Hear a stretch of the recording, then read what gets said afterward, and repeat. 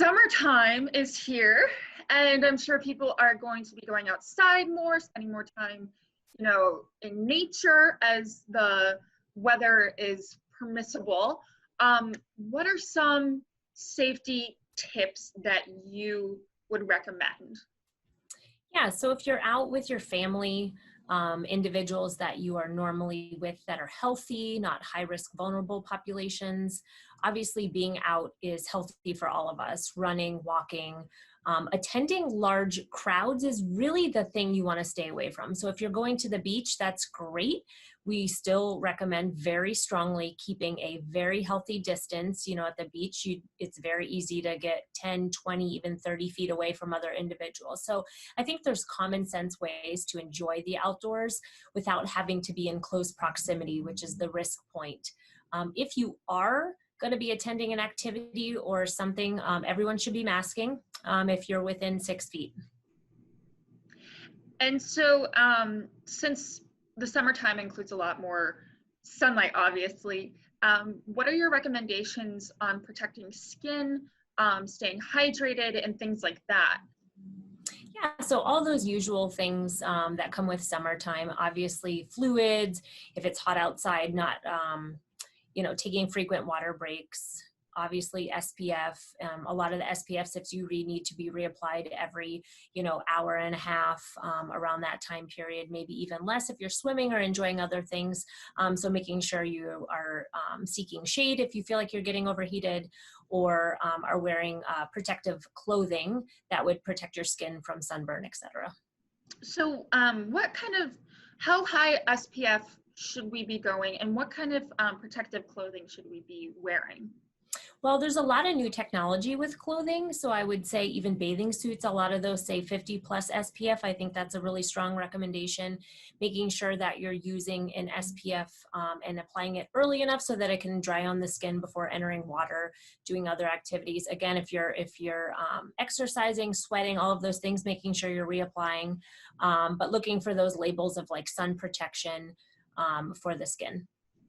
Is it more likely that you'll be susceptible to it in the summertime, being outside and being in the water? So the thing with COVID is it's a respiratory illness. So the same things apply indoors and outdoors in terms of social distancing. If you're within 6 feet of others, outside or inside, you should have a mask on, both individuals. Being outside alone does not put you at risk for getting COVID. And just because you're outside with others, if you're within 6 feet, it doesn't necessarily diminish the risk. Obviously, there's more airflow outside. That would be technically a safer environment than being in a closed room with someone that may be symptomatic. But the masks are really the key still. And even though, we're hoping to go green and move towards that more kind of liberal approach in terms of being able to do more things and do more activities, there is still a risk. So if you don't know the other kind of quarantine type habits of the people that you're going to be around, everyone should be masking and maintaining 6 feet. So when people are outside and like doing different exercises and little kids are wearing masks, what are your recommendations on that?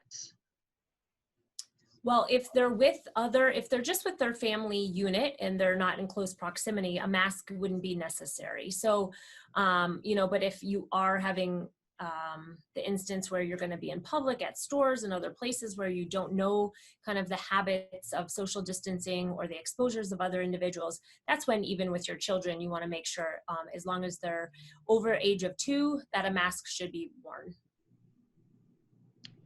And then, so summertime also comes with camps, and I know camps are happening this summer. They're going to be altered a bit.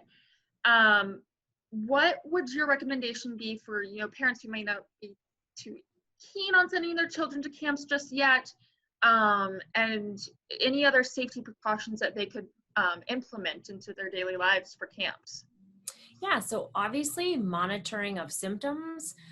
So if you're sending your child, even as simple as taking a quick temperature in the morning, monitoring for any new onset of cough, fever, making sure that your children are well educated about hand hygiene, when's the appropriate time to wash your hands, avoid touching the face, avoid you know, some of those closer contact with other individuals, you know, so if your kids have friends, maybe, you know, talking to them about making sure they keep a healthy distance, you know, maybe avoiding the hugs and the hanging out in some of the normal fashion until we know we're really in the clear for transmission. Is there anything that I possibly could have missed that's important that you want to get out there? Yeah, I think really the key point is that we are still having transmission. So in Erie County, you know, we're one of the places in the state that we really do need to kind of hunker down and make sure that if we are having social gatherings of any type, that those high risk individuals are being protected the most. So avoiding large gatherings, anyone over the age of 60, 65 that have underlying health conditions. Again, that's a high risk population. So if you're having small family gatherings, making sure that those individuals are protected, that everyone's masking, you know, having safe gatherings outside would be okay, where people, you know, sit on a lawn or do a picnic style, not sharing food, utensils, those types of things. So you can still enjoy each other's company, just at a healthy distance until we know that we're pretty safe from having some ongoing community transmission.